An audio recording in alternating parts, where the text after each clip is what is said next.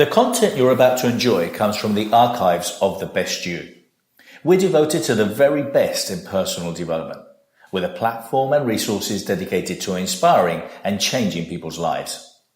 At The Best You, we work with the world's leading writers and trainers on the evolution of the self, and people whose journeys have been affected by their work and words. These Best You EXPO talks are recorded in front of a live audience in a live event. We highly recommend that you focus on the message. As they say, what you focus on expands. Enjoy. Professor Phillip Bond. Professor Phillip Bond is a renowned creative problem solver who works with clients in fields including Formula One, Olympic sports, finance, cryptography, and advanced software development. Professor Bond will be talking about creativity, creative problem solving, innovation and disruptive change, and the key role that creativity coaches can play in successful enterprises. He will be offering practical and powerful advice on ways in which you can become far more creative quickly and apply creative thinking to your life and business. I am absolutely sure you're going to love this fascinating talk by Professor Phillip Bond. Enjoy. Hi everybody, so it's lovely to see you today. We're going to be talking about creativity and innovation. So the most important thing about creativity is having fun. So I hope you're all having fun here today, enjoying yourself, and I hope you have fun listening to this. I'm Professor Phillip Bond, and what I do in life for a living is I solve problems creatively for a lot of different groups. So I work with Formula One groups, I work a lot with Olympic teams, I work with a lot of engineering companies and so on and so forth. And I go in and talk to them both about particular problems, which I then sit and solve, hopefully. That's what I get paid for. But also I go and work as a creativity coach. So I go and speak to some of the best people in companies, and I talk to them about how to be more creative. So I'll be talking to you today about how you can raise your own level of creativity very substantially and very quickly if you follow some of the things that I'll be discussing with you today. So I also sit on a panel called the Prime Minister's Council for Science and Technology, which is the Prime Minister's Advisory Council on Science and Technology. And that gives me a great chance to talk to some of the most creative people in the country in both science and technology. And so that's a little introduction to who I am and my interests.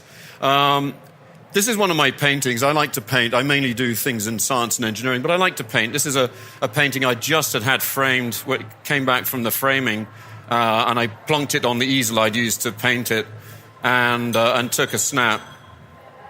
There's a copy of a Leonardo there. Sometimes you do copies in art for two reasons. One is to practice technique and to train your eye to see. And, of course, the other is you can't buy a Leonardo. So if you want one, and I love Leonardos, the only thing you can do is to copy them yourself. So what is innovation? Well, the dictionary definition says it's the process of translating an idea or invention into something that people are willing to pay for.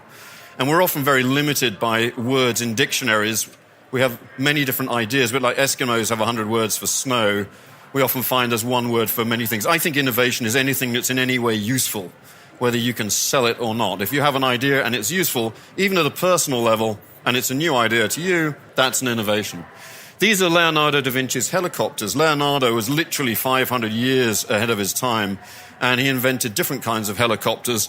This one's rather tricky, because if you look carefully in some of his drawings of this one, there's a little chap who has to crank it with handles. So it's a pretty tough one to fly. But he was a man that was literally 500 years ahead of his time, invented the submarine scuba diving gear and all kinds of other things in addition to painting. And one of the themes I want you to come across today is that doing many things and thinking about many things enables you to raise your level of creativity. So why does anyone want to innovate? Why bother to create or innovate? Well, on the positive side, that's how you expand. If you don't do new things, how are you going to do anything that makes you grow or prosper, and how do you leave a legacy behind? I gave a talk very similar to this a few months ago at a major engineering company, and the speaker after me was the deputy director of NASA's aeronautical division. So one of the big divisions of NASA, and he said his boss had completely rewritten the entire program of NASA because he wanted to leave a legacy that would be in doing the right things for the next 150 or 100 years. legacy is very important. A lot of people are strongly motivated by legacy. Another reason, if you like, the negative side of it is to avoid being wiped out. If you do not innovate in the modern world, you're going to be wiped out at some point, probably. And if you're in any kind of technology or engineering business, that is not a probability, that is an absolute certainty. You have to innovate. You have to keep running harder and faster if you wish to win the Olympics. But a really great reason to innovate is to have fun. This parachute, and Leonardo invented the idea of a parachute. He was inventing flying machines, and he figured, if you fall from 1,000 feet, it's not good.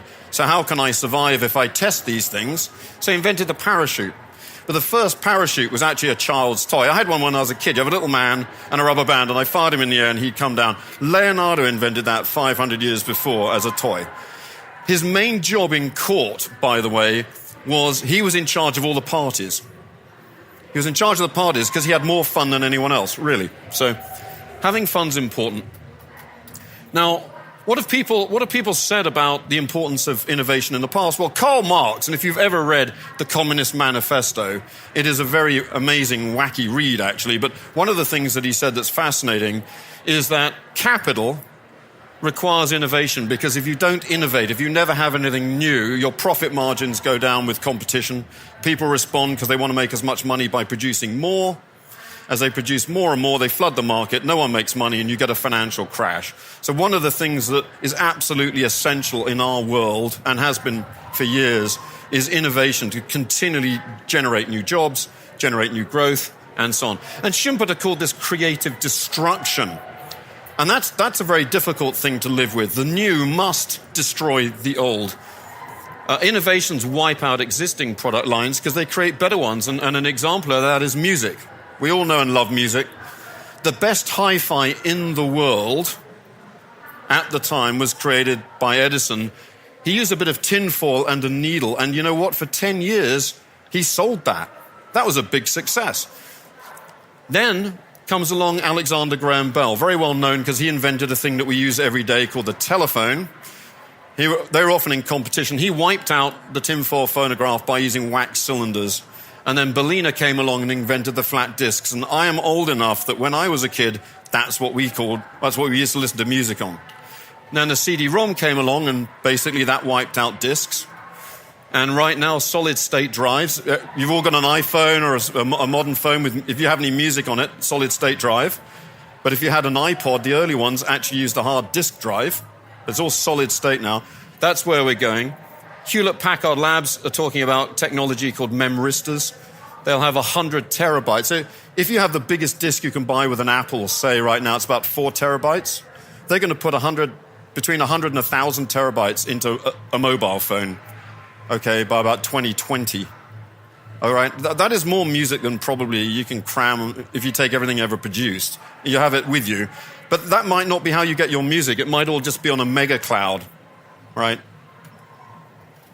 So just in one thing we're all completely familiar with, you see creative destruction. Edison actually had to shut down a number of his factories over time because new technology wiped his stuff out. But he was smart enough to do that. Now, I want to talk about disruption. Disruption is something that happens in the world more and more and more. We see disruptive technology, and you can use it or let it abuse you if you like. If you are open and flexible, disruptive technology is something you can create. And I'll talk about the level of innovation you need to be the creator of disruption. People who create disruptive technology usually become billionaires, by the way, so it's worth knowing about that. Or you can let it run you over. The reason I picked this photograph is that is after the earthquake in Kobe. And the technology used in Kobe is make massive rigid structures to be strong. This is an enormously massive structure. You say the size of these columns is about the size of a truck. Useless, right? In California, they make things with flexible foundations, and that's why they don't fall over. You need to be flexible, both to create and to survive disruption and to use it for yourself. Now, I want to talk about the distribution of innovation and creativity. Does anyone here know who the tallest man in history ever was? Anyone like reading the Guinness Book of Records? Hands up, anyone who knows? Robert Wadlow, yeah? Yeah, Robert Wadlow. And do you know how tall he was? Sorry? So he was 8 feet 11 and a half, yeah. Call it 9 feet tall. Now, if someone 9 feet tall walked in this room, do you think you'd turn around and stare? Has anyone here ever met someone who's 7 foot tall? Yeah? Did you stare? Honestly? Yes, you stared, right? If someone who is 7 foot tall walks in, you stare, you go, oh my goodness. Can you imagine 9 feet tall? But I tell you, I'm 6 feet tall. 7 foot tall isn't actually much taller than me. Even 9 feet tall is only half my height again, but it would be the most amazing sight you'd ever seen if you saw someone that tall. That's what we call a normal distribution. Everything is very, very, very close to average, actually. The most extreme ever is only 50% bigger than an average height. Earthquakes, they're not like that. Earthquakes we measure on what we call a Richter scale. An earthquake magnitude 7 is 10 times bigger than a magnitude 6. A magnitude 7 can flatten a city like Kobe. A magnitude 9 releases 100 times the energy. A magnitude 10, 1,000 times the energy. A magnitude 10 tectonic plate earthquake can flatten 1,000 cities easily. The good news is that the bigger they are, the rarer they are. But as humans, we're very used to understanding normal distributions, not these power laws. So I talk about a disruption distribution, all right? And an example is quantum mechanics. Now, you may think that you have nothing to do with quantum mechanics, but if you have a modern phone, the screen uses quantum mechanics to give you light, right? You're using quantum devices to give you the light on the screen, those nice high-resolution screens. You're using it in the transistors. You use quantum mechanics every day in technology. In 1904, physicists were getting bored and talking literally, top physicists of giving up physics because we knew everything. 1905, everything changes. 1916, the year after general relativity, Einstein came up with something called alpha and beta coefficients. You don't need to know what they are, but it tells you can make a laser. It took till 58 for someone to figure out that you could make a laser. So if you're really smart, you are often like Leonardo, way ahead of your time. Einstein was 50 years ahead of his time, Leonardo 500 years ahead. Once they figured out you could make a laser, Myman made it 2 years later. And people said that's a solution looking for a problem. It's the most useless thing. You can't do anything with lasers. You have fiber optic cable going to your house? Anyone? Yeah? Laser. Barcodes, everyone uses barcodes. Lasers. We use lasers and loads of stuff. So the point is that the level 10 is high level innovation and creativity, but it takes a long time to feed into products. Anyone trying to make money needs to be thinking about this level. This is the disrupted level, level 6. A lot of people are created at level 2 and 3, small innovations, small little changes, right? You've seen the iPhone, it's not always a bad idea. iPhone just changed the colors on the phones, put up lots of big adverts and sold lots of differently colored phones. Small things can make you money, but disruption wasn't changing the color of the iPhone, it was the iPhone, right? There was phones before, but the smartphone was a level 7 disruption. It put other phone companies out of business. I want to talk about the predictability of some of these things, because some disruptions aren't predictable, but some are, right? And you have a huge advantage if you're in the least bit good at spotting which are. Quantum mechanics absolutely wasn't, but the San Andreas fault will go one day, and there will be an earthquake. I don't know when, but I do know it will happen. And there are other regions of Earth. You know, Eyjafjallajökull Jökull will blow, Katla will blow, the big earth volcanoes out in Iceland. We know that. And I'm going to talk about a few technologies that are predictably going to impact everyone in this room within the next 10 to 20 years in a very significant way in the world around us. I really love this one, partly because my name is Bond. And I love it for a number of reasons. The laser had only just been invented, and they made this massive scaled-up, juggernaut-sized laser to steal gold from Fort Knox and chop James Bond in two. And if you look at the background, you can see that while James Bond's being chopped in two, these technicians are having a chit-chat. It's really good, isn't it? They're so used to Goldfinger chopping people in two that they don't even pay attention anymore. This is one technology that will absolutely impact you. Some of you probably use Siri, so Siri is something like that. It's a cognitive computing. Cognitive computing, this is Watson, and Watson's now been shrunk to basically 3 pizza boxes. Watson is a cognitive computing platform.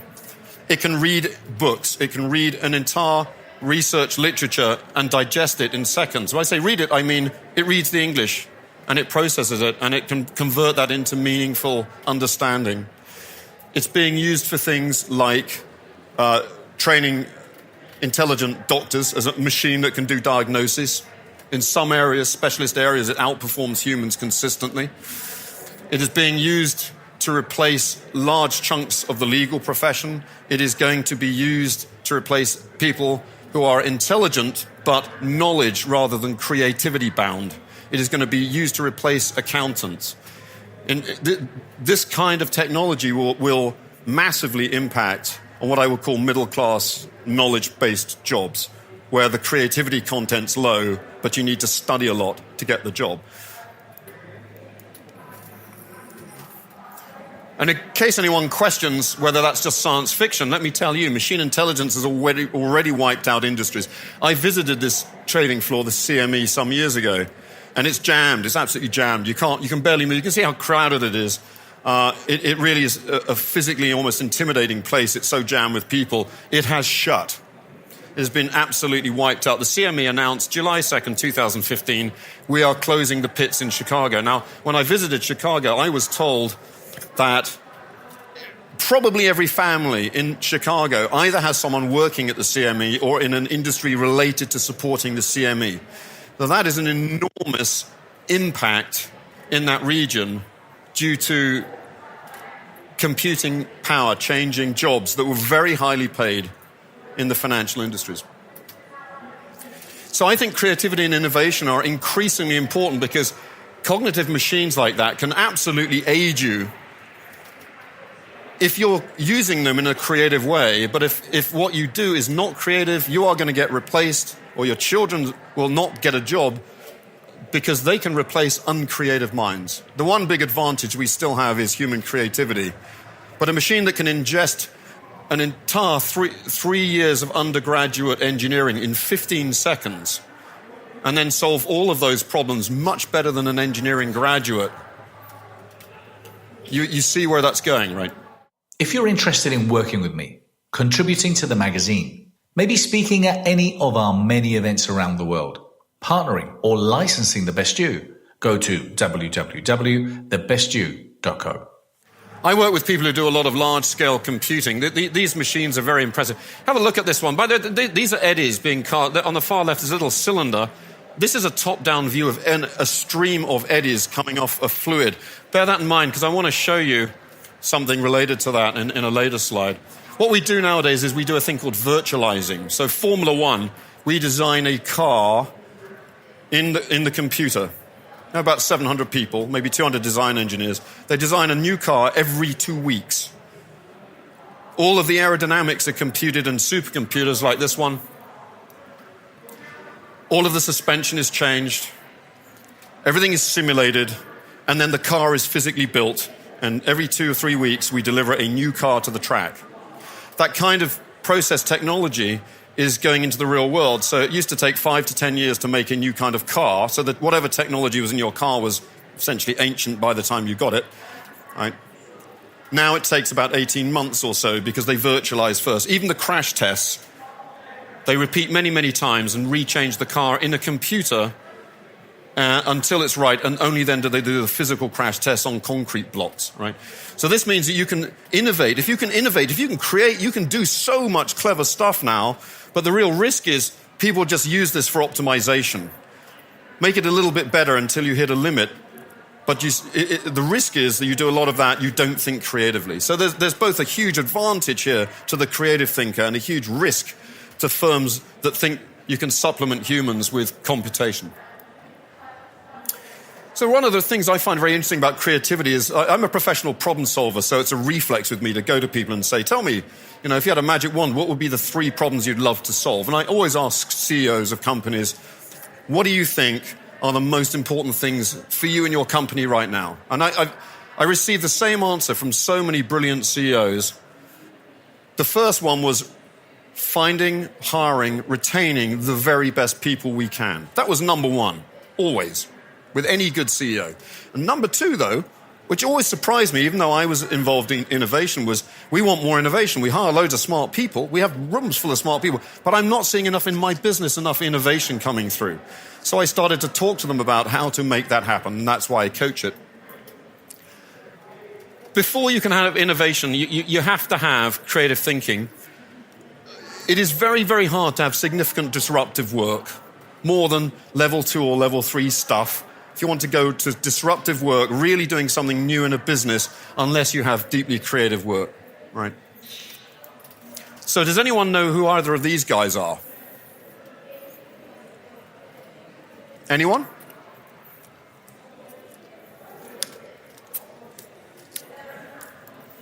They're top coaches. They're two of the best coaches on the planet.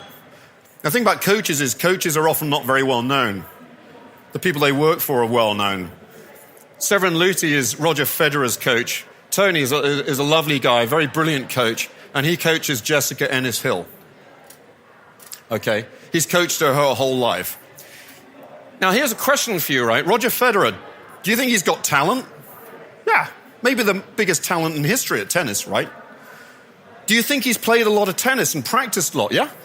So why does he have more coaching than anyone else? He has several coaches, actually. Why does the world's best tennis player want to be coached?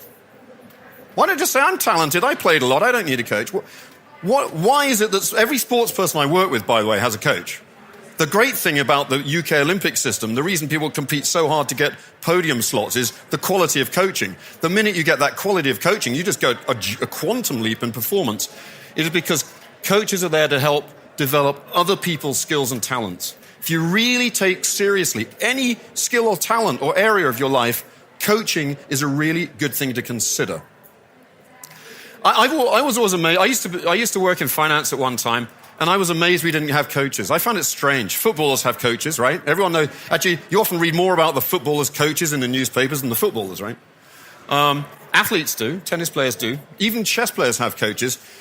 How many businesses have a creativity coach? If you have a business, have you ever had a creativity coach come in and say, listen, you could think differently about the world. Here's how you could empower yourself. And if you've never thought of it, what is that saying about you? Okay, so I'm going to throw that out as a challenge to you. I want to talk a little bit about mastery. Mastery, it has been studied a lot by Kay Anders Ericsson. You achieve mastery by a process called deliberate practice, and it requires 3 things. 1, you select a skill to practice that's going to be necessary for mastery. You practice it, and it's got to be challenging enough you find it tough. Not so hard you just can't do it. You then have feedback on how well you performed. That's how you acquire mastery. And the role of the coach is to provide that framework, because trust me, if you do it yourself, well, you won't. You won't have the objective view to know how to do it. You won't push yourself hard enough, probably. And even if you do, you've got to be getting the feedback, and how do you do that yourself? So if you want to be really good on cognitive, creative skills as well as motor skills, coaching is absolutely essential. So I want to talk a little bit about who is creative, right? I want you to think of someone that you know or can think of who you think was really creative, someone who loves reading and writing, someone who loves nature, someone who's always interested, a person who's passionate, a person that asks you questions all the time, right? A person that loves drawing and painting and making stuff, right? Anyone got any idea? Who comes to mind? Anyone? Sorry? Your dad. Okay, anyone else? Okay, I'll tell you who I'm thinking of. The average 6-year-old, yeah? Children. Children love nature. Children love looking at nature, right?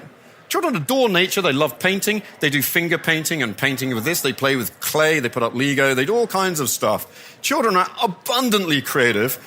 And that notion was tested. NASA asked a guy called Professor Lane to come up with a test for the most creative engineers, because to get man on the moon, they needed new stuff. He came up with a test, and it worked incredibly well. It's called a test of divergent thinking. They used it on their engineers. They found the ones that were most creative, put them on the hardest projects, and that's how they got man on the moon. And he was curious to see how children would do. So he tested it on 1,600 children, and they scored at the absolute upper end of the scale at the age of 6, right? They scored the same as highly creative, highly gifted adults. He tested the same kids throughout their life, And what he found was by 25 years old, only 2% of them scored the same creativity level they'd had at 6, 98%. So what happens?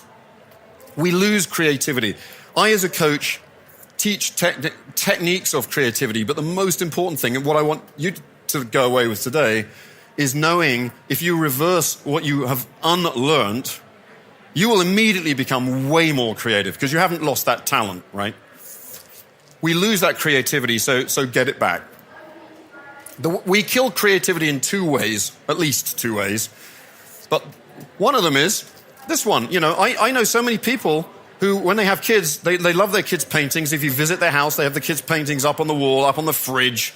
Everyone here, I bet, knows someone with the kids' paintings on the fridge or on their desk at work, yeah? You know someone like that. They're very proud of it, but as soon as about GCSE comes along, they say, well, little Johnny or little Sue, you better get serious. All that artwork, that takes a lot of time. You got to get those good grades in math. I'm a mathematician, I like math, but the result is science students can't draw. That kills kids' creativity and gives a terrible message toward children that when you're little, creativity is a good thing to do. We're very proud of it, but now you're older, you've got to be serious. Creativity is very serious. It's the thing that's going to take man ahead, right? Nothing else will. Nothing else but creativity and innovation will take us into the next century, right? Will solve the problems that we face. So that's one of the things that does it. And the other thing that does it is we teach critical thinking skills. We're very proud of teaching critical thinking skills. I want you to imagine in your head you have an accelerator and a brake, just like a car. So divergent thinking, or ideation, says think of as many different things as you can. And convergent, or critical thinking, says find every reason you shouldn't do a thing and narrow down the field. Now, the right way to do thinking is you start divergent. You generate as many ideas as you can. Those of you who go to my stand 103B will see a painting I did with that idea. You'll see there's little bubbles and they get to more bubbles. The little bubbles are you start to have ideas and it's tough and hard and you keep fighting at that and toward the end you get loads of ideas and they start to coalesce and each idea bounces off. That's how creativity works. That's your accelerator, and the brake is now I'm going to be critical, right? You want to go fast in a car, you accelerate like crazy. I see them do it in Formula One, right? And then you brake. You know, they hit 5 Gs deceleration in Formula One, right? So if you weigh about 80 kilos, when you're braking, your body is 400 kilos, okay? So they're actually very physically strong guys. So the point is, we teach kids to accelerate and brake at the same time. If they're lucky, their accelerator's bigger than the brake and they get creative ideas. If they're unlucky, no creative idea ever survives. So if you want tip number 1, learn not to be judgmental in the ideation phase. Learn to come out with ideas and don't judge your or other people's ideas. So how do we grow creativity? Actually, the simplest way to do it, and the way I teach clients, is think like a child, right? Children have fun. If you're not having fun when you're doing something creative, you're definitely doing it wrong, right? You have to have fun, and as an adult, you have way more material to work with than you did at 6. You can not only be more creative, but you can be much more powerfully creative. The whole curve of creativity, which dives after the age of 6, should be massively inverted, okay? Sigmund Freud was interested in studying Leonardo da Vinci, and he wrote about him. The great Leonardo remained like a child for the whole of his life. Even as an adult, he continued to play. And this was the reason he appeared uncanny. 500 years ahead of everyone else. That's pretty uncanny. So the good news is you can vastly increase your creative output. Anyone here can rapidly increase their creative output, all right? The first thing to do is start working that imagination muscle, right? At Disney, they call this Imagineering, and they train people in Disney to practice working the imagination. That's what kids do. Some estimates are that kids spend about between a third and 2/3 of their daytime just imagining stuff, right? As adults, how much do we imagine? How often do you say, gee, what the world could be like if only? Yeah? Einstein also said to stimulate creativity, one must develop the childlike inclination for play. I think he knew a thing or two about creativity, so I follow his advice. Have fun. You know, logic gets you from A to Z, but imagination gets you everywhere. right? I'm a mathematician amongst other things, and one of the common myths of mathematics is, oh, it's all logic. Nah. Good mathematicians entirely use their imagination. You can work backwards from Z to A using logic and you write a proof from A to Z, but you never think of Z is worked out by imagination. Mathematicians are actually very imaginative. I do like his little talk about the cluttered desk. For anyone that has a cluttered desk, okay, take a photo of that and stick it on your desk, very large sign, for everyone who criticizes your cluttered desk. Simplicity is a very, very special thing. We live in a very complicated world, but there is a strange power to simplicity and learning how to think in a clean, clear way and simplify things is very powerful. One of the things that's so powerful about things like the iPhone, the simplicity and beauty of those lines is the number of apps you can stick on it's incredible. It's an amazingly complicated thing, and yet so elegant, so simple, so purified. Keep it simple, stupid's a US Navy term, but it came from Kelly Johnson. Kelly Johnson headed the Skunk Labs, and he made this thing. He was in charge of the SR-71. Now, this plane was designed to avoid Russian interceptor missiles. So the specification was interesting, okay? At the time, about the fastest fighter jet in the world on full afterburner, and if they ran for more than 5 minutes, the engine would burn out, could go about 1,500 miles an hour. Kelly Johnson was told, right, we need a plane that can go 3,200 miles an hour on full afterburner for at least 4 hours. And he built it, right? That plane is utterly remarkable. But this is the man who said, keep it simple, stupid, because he knew that if you're trying to do something amazing and you let it get complicated, it won't work. So now what fosters creativity? First and foremost, absolutely mental attitude. Some psychologists have been to places, some of these creative design studios and so on, and looked at the psychological profile of people, and they find that there are introverts that are creative, there are extroverts that are creative, all kinds of people are creative. The thing that they had in common was creative people just really believe they're creative, and uncreative people are really convinced they're not. If you tell your subconscious mind that you can't do a thing, guess what it gives you? Yep, you can't do it. So the first thing is mental attitude. Secondly, systematic. There is a myth that you must be inspired in order to be creative.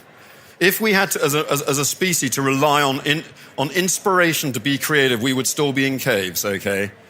I work with a lot of people who are very, very, very gifted at being creative, and they are very systematic. Some of them know they are, and some of them just are, and they don't even realize it, but they are.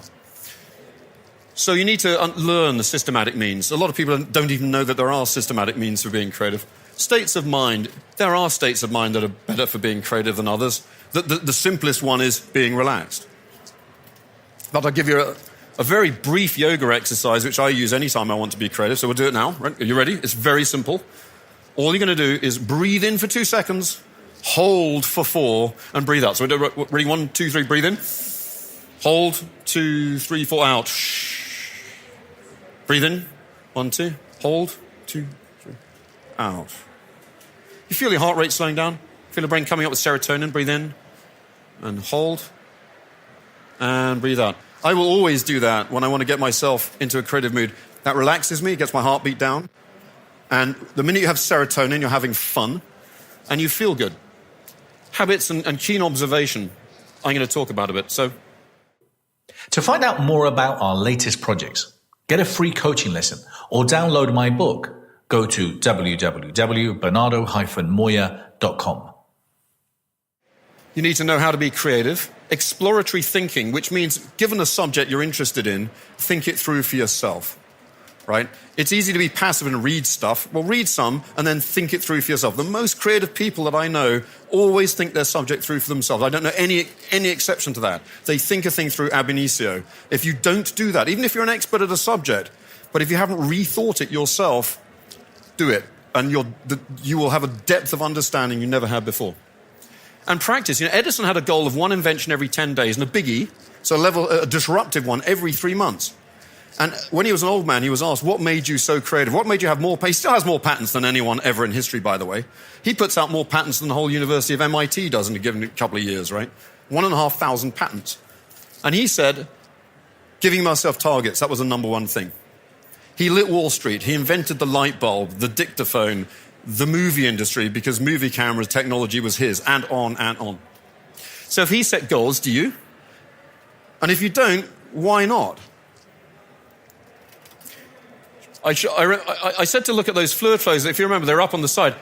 This is Leonardo da Vinci. And the thing about water is it's transparent and it moves, and it's really hard to draw. But he wanted to understand the same thing we saw looking down, flow about a pillar, but in 3 dimensions. And in 1480, these are his drawing. What you see here are these little whirls we saw. If you remember the little colored whirls coming off, he drew them in 3 dimensions. And then he realized they're very much like hair. And so he drew an analogy between human hair and the curling of hair and the behavior of water. This was amazing observation. He attributed most of his creativity to the fact that he had extraordinary observation. When he would do a sculpture, once he did a sculpture of a head, he did 19 studies drawn of the head first. Learning to see things from different perspectives is critical to creativity. If it's just a question of your own life, one of the main reasons people can't make progress toward the things they want is they cannot see another way. So training your creativity, which just enables you to look at anything in other ways, breaks down all kinds of barriers and enables you to move forward in many ways. And without that skill, you can read many books, you can acquire much knowledge and much wisdom, you can try acting on it, but without that creative skill, you won't have the vision to know what you should change. So there are various systematic methods. The Russians invented a thing called TRIZ. Zwicky invented dark matter. And there's a sort of linear methods, in other words. And there's also an intuition. Garry Kasparov is the world chess champion. A lot of people think chess, well, you calculate. That's all about calculation, right? That's all about linear logic. Oh, look what he said. This is the essential element that cannot be measured by any analysis or device. And I believe it's the heart of success in all things. The power of intuition and the ability to harness and use it like a master. A chess player, talking of intuition, incidentally, Carlsen, the current world chess champion, says just the same thing. When you master a subject, intuition is the end result, because intuition is your subconscious that's about 30,000 times more powerful than the conscious, processing a lot of things in parallel.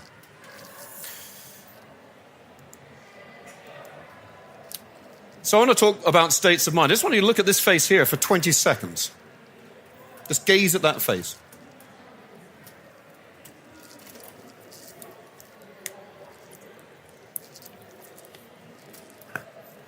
Now, the challenge Leonardo had with his painting wasn't to paint Mary, it was to paint a universal notion of mother, to paint the joy and love and special feeling that a mother has for her baby. That is what you see there. And the thing about it is, because it's universal, if you gaze at this face, your heart rate will slow down. You'll actually feel much better. You won't even know why, but if you just gaze at this face, you will suddenly start to feel good because it'll remind you of your mother, okay? That's why this painting's so famous and so renowned, and people don't even know why necessarily, but they know that gazing at this painting is profoundly emotional. It's because of this ability to change the state of your mind very quickly. So a flow state is a different state of mind. It's one that athletes need a lot, but creative people get into a flow state. A flow state is when you're both concentrated and not concentrated at the same time, which may sound strange, but it's a state you can achieve. EEG will show if you are in a flow state. People have been checked with EEG machines. You can see when people are in flow. Heart rate variability. Every thought that you think alters the rate at which your heart beats. If anyone even doubts that for a minute, let me tell you that is the basis of polygraphs. If you think of telling a lie, you stress yourself enough, it's absolutely detectable, right? Okay, it's not science fiction, absolutely exists, and it absolutely works. You can use the same mechanism as biofeedback to actually learn to auto-regulate your heart rate and so on. If your heart's highly variable, you live less long, in average. That's a fact. So stress and aging are related to the parasympathetic system and heart rate variability. If you change your state, you do that yoga breathing, your heart rate will actually start to behave better, regulate better, blood flow to your brain's better, cognitive function improves, you become more creative.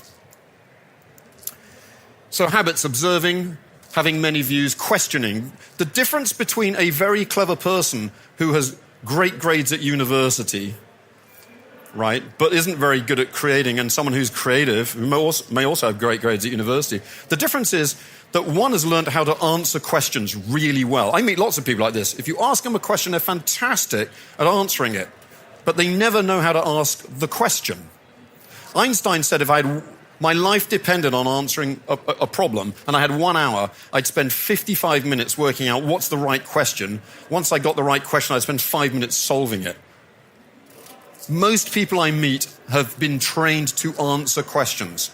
They have not been trained to ask them. If you want to become really great at creativity quickly, ask loads of questions. Start just asking questions about anything. Get your brain used to asking questions, and you will become way smarter quickly. I want to talk about health. This is a fascinating study. It's quite recent. It was taken with people who are vegan. And your brain weighs a couple of pounds. It's a tiny fraction of your body weight, but it uses 20% of your glucose, and you need creatine to actually get it to function. So the question was, if you give supplementary creatine to vegans, what happens to their IQ? So they gave them an IQ test here. They split a group of vegans into at random and gave both sets of people an IQ test. You see, they scored about 9 questions in this test in a given time, about 9 each. After 18 weeks, the creatine group was answering about 16 questions. Placebo had improved a little, as you'd expect, to about 10. What's the increase in IQ if you can answer nearly 60%, 50-60% more questions in an IQ test? A lot, right? Massive improvement just from brain health, basic brain health. You can buy creatine in any kind of place that sells health food. Simplest, quick way to be creative. I've spoken to lots of people who say, well, I get creative in the shower. Einstein said, gee, I wish I knew why I'm creative when I shave. And many, many smart people have said, gee, I create by walking. So Stanford University, which is pretty full of smart people, Stanford University said, gee, let's test the walking hypothesis. They tested on their students. These are people who have done SATs and have 800 scores in SATs. Smart, highly trained students. They just did the simple thing. Sit down for 20, 30 minutes and then do a creativity test, or walk around the Stanford campus and do it. What do we find? The people who walked, ideation, create new ideas. People who walked, 50% more ideas. Analogy, the ability to make one thing appear like another, which is the heart, by the way, of modern IQ, culture-free IQ testing, is visual analogy, like Cattell IQ test. 400% increase. Okay? Novelty and recursive analogy, similarly enormous. The quickest way to become way better is go for a walk. I ask people, when you do brainstorming sessions at work, how many of you go for a walk first? And I've had, it's a big audience recently, only one person put their hand up. Simplest, if you don't walk before a brainstorming session, you're doing it wrong.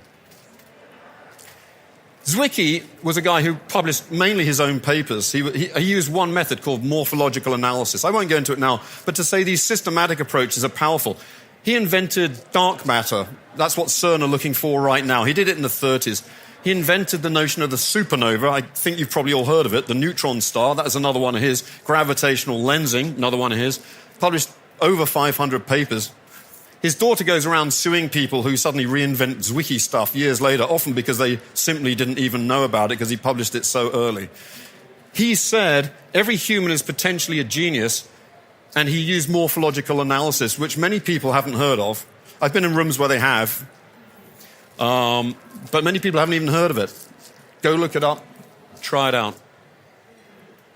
Intuitive methods. I was fascinated when I found out that Einstein, Edison, and Dali all used exactly the same technique, right? This is an intuitive method. Now, why would 3 of the most creative thinkers of all history use the same technique? You can find photographs of Edison. Edison would sit in a chair every afternoon taking a nap with some steel ball bearings, about 1-inch ball bearings in his hand, and a steel tray beneath. And just as he would prime his brain, I want to think about the following. Just as he'd nod off, the ball bearings would drop, clatter on the tray and wake him up. Dali did the same thing with the key, as did Edison, right? That gets your subconscious mind, which is always generating ideas, just before you switch into sleep and you can't remember them, it prompts the consciousness. They all did this all the time. So I call this the Dali technique. You could call it the other guy's technique. But here's a picture of Dali. You can just see down there, he's sitting with a key. There's a picture of the key. This was a technique that he would use very, very frequently. So if for some of you might be interested not only in the linear systematic methods, but some of the intuitive ones, this is easy. Okay? There are loads of studies that show that if you take a nap in the afternoon, it improves cognitive function. So nothing to lose. And finally, I want to talk about exploratory learning. Magnus Carlsen, grandmaster at the age of 12, he started, according to many people, too late. He started playing chess at 8, and in the modern world, it's considered way too late. But he became a grandmaster at the age of 12. He's the youngest ever grandmaster of chess, the highest rated grandmaster ever, and famous because he can't always explain his moves. Can't explain them because he played them intuitively. So what did he say? Well, I started by just sitting by the chessboard exploring things. I didn't even have books. I just played by myself. I learned a lot from that, and I feel it's a big reason why I now have a good intuitive understanding of chess. That good intuitive understanding means he's unbeatable, effectively, right now. And on speed chess, where you have less time to calculate and intuition really plays a big part, he is so far ahead of everyone else in the world. There's him and there is every other human that plays chess, and there is a gulf between them. So if you want to become more creative and really master a subject, try this exploratory learning. It's very, very powerful. So that's the end of my talk. Thank you very, very much indeed for coming along and listening, and I'll be delighted to answer any questions now or afterwards.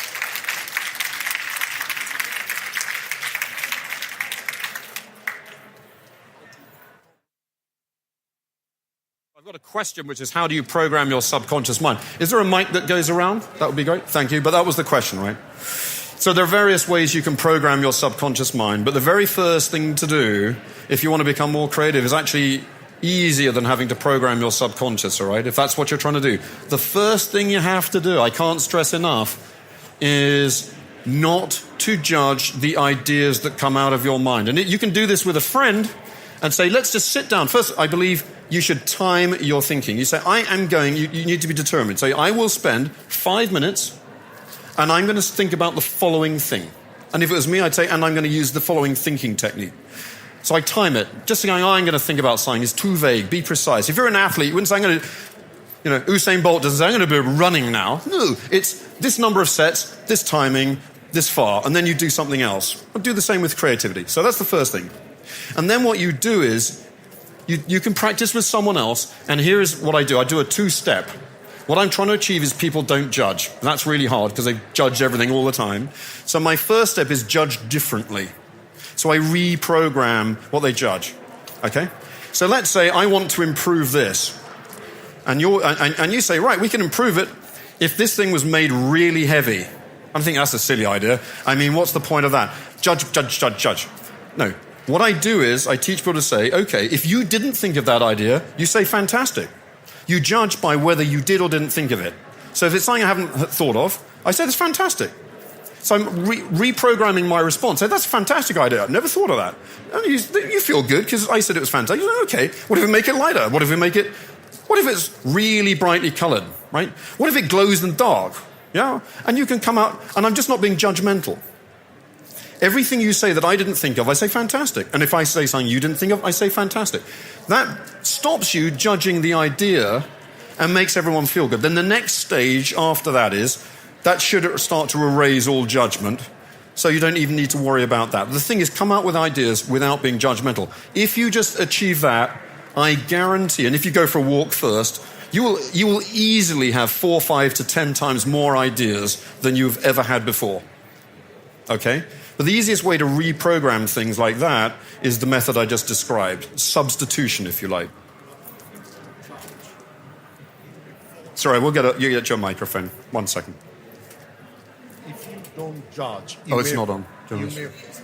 Oh, yeah. If you don't judge, you may fall into your own trap because you don't know what will be the outcome. Right. So there's a 2-stage process to innovation and creativity. Stage 1, ideate. Diverge. Think of lots of things. Think different. Just change. I want something bigger, smaller, different properties, and so on, different functionality. And then go into judgment. The reason I'm not emphasizing judgment is most people that I work with are phenomenally good at judging stuff.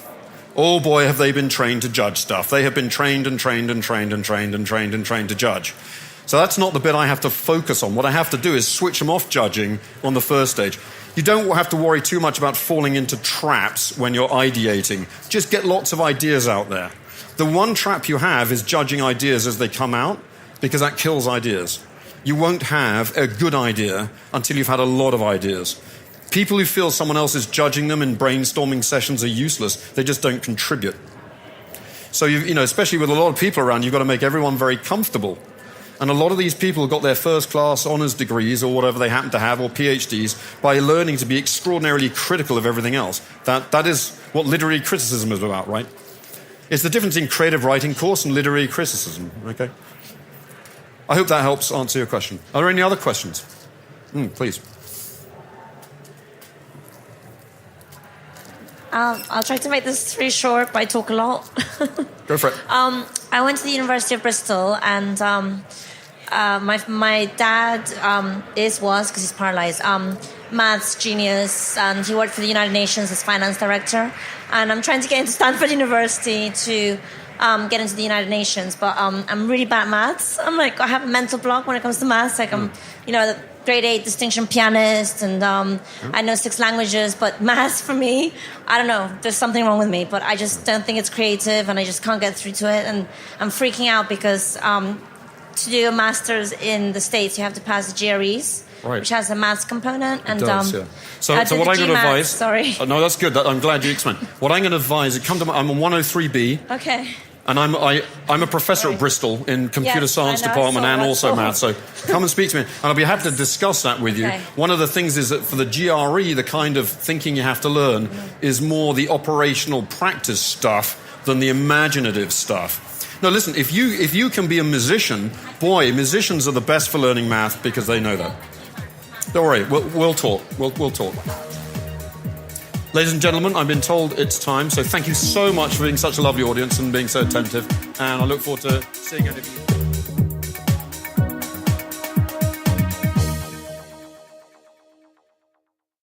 For more information, go to www.thebestyou.co.